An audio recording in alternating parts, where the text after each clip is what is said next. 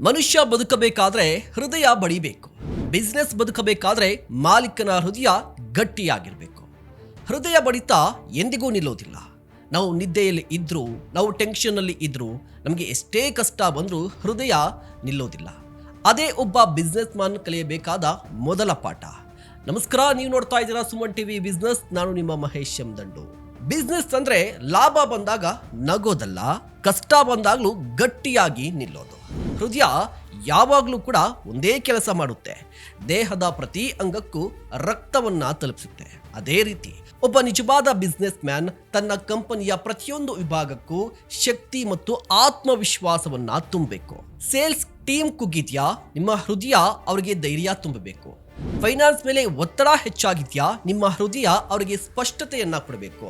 Employees ಗೊಂದಲದಲ್ಲಿದ್ದಾರಾ, ನಿಮ್ಮ ಹೃದಯ ಅವರಿಗೆ ನಂಬಿಕೆ ಕೊಡಬೇಕು. ಯಾಕಂದ್ರೆ ಒಂದು ಕಂಪನಿಯ ನಿಜವಾದ ಹಾರ್ಟ್ ಯಾರು ಗೊತ್ತಾ?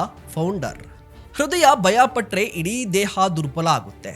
ಅದೇ ರೀತಿ ಫೌಂಡರ್ ಭಯ ಪಟ್ರೆ ಇಡೀ ಕಂಪನಿಯ ವೇಗವೇ ಕಡಿಮೆ ಆಗುತ್ತೆ. ಇದೇ ಕಾರಣಕ್ಕಾಗಿ ಬಿಸ್ನೆಸ್ನಲ್ಲಿ ಹಾರ್ಟ್ ಮೈಂಡ್ ಸೆಟ್ ಅಂದ್ರೆ ಧೈರ್ಯ, ಕನ್ಸಿಸ್ಟೆನ್ಸಿ, ಜವಾಬ್ದಾರಿ, ಎಮೋಷನಲ್ ಸ್ಟ್ರೆಂತ್. ಹೃದಯ ನಮಗೆ ಒಂದು ಪಾಠವನ್ನ ಹೇಳುತ್ತೆ. ನಾನು ಎಂದಿಗೂ ನಿಲ್ಲೋದಿಲ್ಲ. ಇದೇ ಮಾತನ್ನ ಪ್ರತಿಯೊಬ್ಬ ಬಿಸ್ನೆಸ್ ಮ್ಯಾನ್ ತನ್ನ ಪ್ರತಿದಿನ ತನ್ನೊಳಗೆ ಹೇಳ್ಕೋಬೇಕು.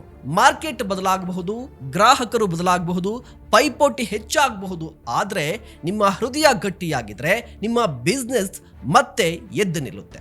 ದೊಡ್ಡ ಬಿಸ್ನೆಸ್ ಮ್ಯಾನ್ ಅಂದ್ರೆ ದೊಡ್ಡ ಆಫೀಸ್ ಇರೋದಲ್ಲ, ಸಂಕಷ್ಟ ಬಂದಾಗ್ಲೂ ಗಟ್ಟಿಯಾಗಿ ನಿಲ್ಲೋದು.